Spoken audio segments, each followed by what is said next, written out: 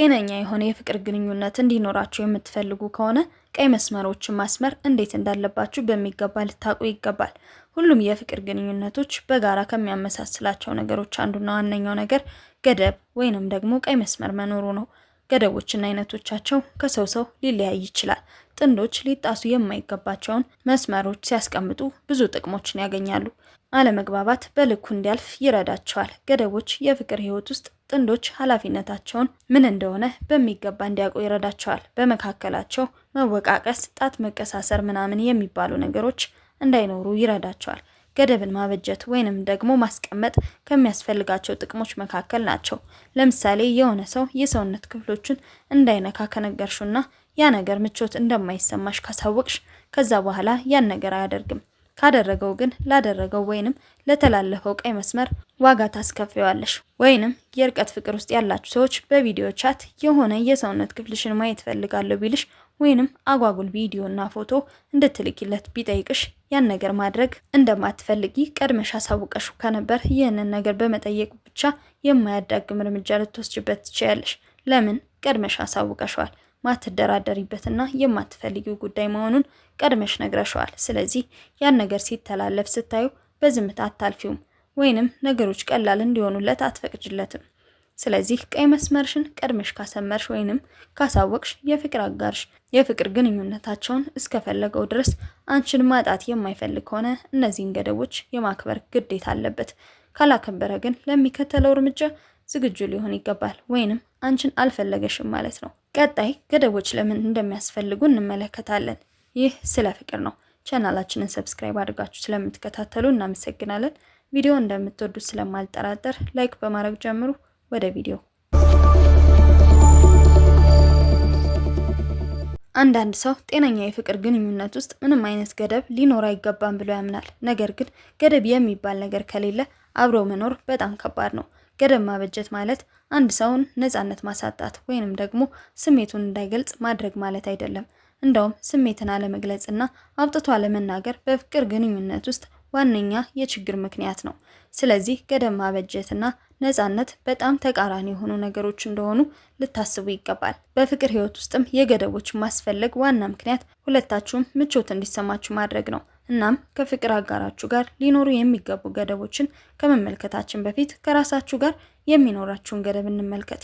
ለራሱ ተገቢውን ገደብ ያላበጀ ሰውም በምንም አይነት መልኩ ሰዎች ተዳፈሩኝ ወይንም ደግሞ አላከበሩኝም ወደሚል ኮምፕሌን ሊገባ አይችልም። ስለዚህ ለራስ ገደብ ወይንም ደግሞ መስመር ማበጀት በጣም ወሳኝና የመጀመሪያ ሊሆን የሚገባው ጉዳይ ነው።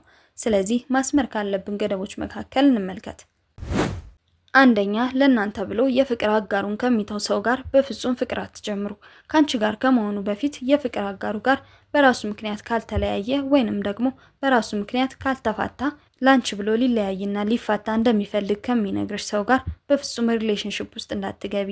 እንደዚህ አይነት ሰው አንቺን ጭንቅላት ውስጥ ለከበደው ነገር እንደማስተንፈሻ ነው የሚጠቀምብሽ። ሌላው ደግሞ አንቺንም እንደ በፊት ፍቅረኛ ወይንም ሚስቱ ጥሎሽ እንደማይሄድ ምንም ማረጋገጫ የለሽም። ስለዚህ በተቻለሽ መጠን ራስሽ ላይ ልታስቀምጪ የሚገባው ገደብ ይህ ነው። ላንቺ ብሎ የፍቅር አጋሩን ከሚተው ሰው ጋር በፍጹም በምንም አይነት መልኩ ፍቅር እንዳትጀምሪ። ሁለተኛ፣ እምቢ ካልሽ እምቢ ነው። ይህ ማለት ማንም ሰው ቢሆንና ያ ሰው ምንም አይነት ሁኔታ ውስጥ ቢሆን እምቢታሽ አለመፈለግሽንና አለመፍቀድሽን ሊገልጽ ይገባል። እናም እምቢታሽ የማይገባው ሰው ወደ ህይወትሽ እንዲገባ እየፈቀድሽ ከሆነ ሁልጊዜ በንቀት ውስጥ እንድትኖር ያደርግሻል። ስለዚህ ለማንም ልትሰጪው የማይገባሽ ቀይ መስመር ይህ ነው። እምቢታሽ ከማይገባው ሰው ጋር በምንም ተአምር የፍቅር ህይወት ውስጥ እንዳትጀምሪ። ሶስተኛ፣ ይቅርታ የማይጠይቅ ሰው ወደ ህይወትሽ እንዳይገባ። ሲያጠፋ ይቅርታ መጠየቅ የማይፈልግ ሽንፈት የሚመስለው ሰው ወይንም የይቅርታ ትርጉም የማይገባው ሰው ከገጠመሽ ከዚያ ሰው በፍጥነት ልትርቂ ይገባል። የፍቅር ህይወት ያለ ይቅርታና መቻቻል በፍጹም ጸንቶ ሊቆይ የሚችል ነገር አይደለም። ስለዚህ ይቅርታ መጠየቅ የማይፈልግ ሰው ወደ ህይወትሽ በፍጹም እንዳይገባ። አራተኛ፣ ለሌሎች መልካም ካልሆነ ሰው ጋር ፍቅር እንዳትጀምሪ። ለፍቅር ያሰብሽው ሰው ምን አይነት ሰው እንደሆነ ማወቅ የምትፈልጊ ከሆነ ከሌሎች ሰዎች ጋር ያለውን ግንኙነት በጥንቃቄ ልትመለከች ይገባል። ከቤተሰቦቹና በዙሪያው ካሉ ሰዎች ጋር በጣም በሚያስጠላ መንገድ ኢንተራክት እያደረገ ከሆነ ነገ አንቺም ጋር ነገ በሚያስጠላ መንገድ ኢንተራክት እንደሚያደርግሽ አትጠራጠሪ። አምስተኛ፣ ለጾታዊ ግንኙነት ከሚጨቀጭቅሽ ሰው ጋር የፍቅር ግንኙነት አታስቢ። ገና ምንም ሳይጀመር ጾታዊ ፍላጎቱን ለማርካት ከሚያስብ ሰው ጋር ሪሌሽንሺፕ ለመጀመር በፍጹም ማሰብ የለብሽም። ምክንያቱም ለሁሉም ነገር ጊዜ አለው። ስለዚህ ለዚህ ነገር ዝግጁ ካልሆንሽና ፍላጎት ከሌለሽ በግልጽ ልትነግሪው ይገባል። እናም በዚህ አቋምሽ የማይስማማ ከሆነ ከራስሽም ከአምላክሽ ጋርም ሳያጣላሽ በፊት ከዚህ ሰው ልትርቂ ይገባሻል። ስድስተኛ ለመተማመን ትልቅ ቦታ ይኖርሽ። መተማመን በፍቅር ህይወት ውስጥ በጣም መሰረታዊ፣ ለድርድርም ሊቀርብ የማይገባ ጉዳይ ነው። ለፍቅር ያሰብሽው ልጅ በጣም የሚጠራጠርና ብዙ እንዳታምኚው የሚያደርግሽ ነገሮች የሚያሳይሽ ከሆነ ከማንም በላይ ውስጥሽን ብታምኚው የተሻለ ነው። መጥፎ ስሜት ከተሰማሽ የማይታመን ሰው መሆኑን በተጨባጭ መረጃ ወይንም ደግሞ እጅ ከፍንጅ እስከምትይዡ መጠበቅ የለብሽም። ይህንን ባታደርጊ ከብዙ የልብ ስብራትም ትድኛለሽ። ሰባተኛ የሚረዳሽንና የሚረዳሽን ምረጪ። የፍቅር አጋርሽ ሊሆን የሚገባው ሰው ሊረዳሽም ሊረዳሽም ግድ ነው። ስለዚህ ይህንን ለማያደርግ ወንድ ራስሽን አሳልፈሽ መስጠት የለብሽም። ይህንን ካደረግሽ ራስሽን በራስሽ ጊዜ እየጎዳሽ እንደሆነ ማወቅ አለብሽ። ስምንተኛ በግልጽነት ላይ በፍጹም አትደራደሪ። የፍቅር ህይወት የሚጸናው በጥንዶች መካከል እውነተኛና በጣም ግልጽ የሚባል ውይይት ሲኖር ነው። አንቺ የፍቅር አጋርሽን አእምሮ ልታነቢ አትችይም፣ እሱም እንደዛው። እናም አንዳችሁ የሌላችሁን ፍላጎት ልታሟሉ የምትችሉት በመካከላችሁ እውነተኛና ግልጽ የሚባል ውይይት ሲኖር ብቻ ነው። ስለዚህ ሀሳቡን፣ ፍላጎቱን፣ ስሜቱን በግልጽ ከማይነግርሽ ሰው ጋር ወደ ሪሌሽንሺፕ ውስጥ ስለመግባት በፍጹም እንዳታስቢ። ዘጠነኛ ለገደብሽ ታመኚ። የሆነ ገደብ ስታስቀምጪ ምክንያቱ ይኖርሻል። እናም በእነዚህ ጉዳዮች ለማይስማሙ ወይንም ደግሞ ለማያከብራቸው ሰው በፍጹም ራስሽን አሳልፈሽ ልትሰጪ አይገባም። አሁን እነዚህ የተመለከትናቸው ነገሮች ራስሽን ለራስሽ ልታስተምሪ የሚገባሽ ሊታለፉና ሊጣሱ የማይገባቸው ገደቦች ሲሆኑ ወደ ሪሌሽንሺፕ ውስጥ ደግሞ ስትገቢ በፍቅር ህይወት በዋናነት ሊጣሱ የማይገባቸው ገደቦች አሉ። እነሱን ደግሞ በቀጣይ እንመለከታቸዋለን። አንደኛ የምትነጋገሩበትን መንገድ ጥሩ አድርጉት። አብራችሁ መቀጠልና ብዙ መንገድ መጓዝ የምትፈልጉ አይነት ሰዎች ከሆናችሁ የምትነጋገሩበት ነገር ላይ ግልጽ ልትሆኑ ይገባል። አንዳችሁ በቴክስት ማውራት ስትፈልጉ ሌላችሁ በአካል ተገናኝቶ ማውራት ሊያስደስታችሁ ይችላል። እንደዚህ አይነት ልዩነት በጥንዶች መካከል በጣም የተለመደ ነው። ግን ደግሞ በሚገባ ተነጋግረን አንድ ወደሚያደርገን ነገር ልንሄድ ይገባል። ሁለተኛ የብቻ ጊዜ። ሁሉም ሰው ፐርሰናል ስፔስ ይፈልጋል። ስለዚህ አዲስ ፍቅረኛ ስለያዝሽ አዲስ ፍቅር ስለሆነ ብቻ ሳምንቱን በሙሉ ወሩን በሙሉ አብራችሁ መሆን አለባችሁ ማለት አይደለም። ምናልባት በባህሪ አንዳችሁ ከሰው ጋር መሆን የሚያስደስታችሁ፣ አንዳችሁ ደግሞ ከሰው ጋር መሆንን የማትመርጡ አይነት ሰዎች ልትሆኑ ትችላላችሁ። ነገር ግን ይህንን ፍላጎታችሁን ባገናዘበ መልኩ ጊዜ ልትሰጣጡ ይገባል።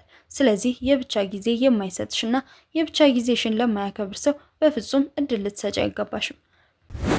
ሶስተኛ ማህበራዊ ሚዲያ አጠቃቀም። አንዳንዶቻችን በባህሪያችን ፐርሰናል ህይወታችንን ፐርሰናል እንደሆነ እንዲቆይ እንፈልጋለን። አንዳንድ ሰው ደግሞ ይህንን ለሰዎች ሼር ማድረግ ሊያስደስተው ይችላል፣ ወይንም ያ ነገር ምቾት ላይነሳው ይችላል። ስለዚህ በማህበራዊ ሚዲያ ሪሌሽንሺፕን ወይንም ደግሞ ፐርሰናል ላይፍን በምን መልኩ ናሬት ማድረግ እንዳለባችሁ በሚገባ ልትወያዩበት ይገባል። ከተነጋገራችሁና ከተስማማችሁ በኋላ ያ ስምምነት ሊከበር ይገባዋል።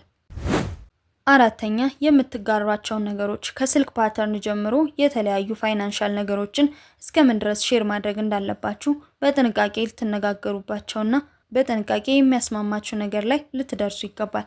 አንዳንድ ሰው እነዚህን ነገሮች ሼር መደራረግ ሪስኪ ነው ብሎ ያምናል። አንዳንድ ሰው ደግሞ እንደውም በስሜት እንድትቀራረቡ ያደርጋል ብሎ ያምናል። እዚህ ጋር የሁሉም አስተሳሰብ ልክ ነው። አንደኛው ትክክል አንደኛው ስህተት ነው ልንል አንችልም። ነገር ግን ከአንቺ እምነትና አስተሳሰብ ጋር በትክክል የሚሄደውን መርጠሽ መስመር ማበጀት ትችያለሽ።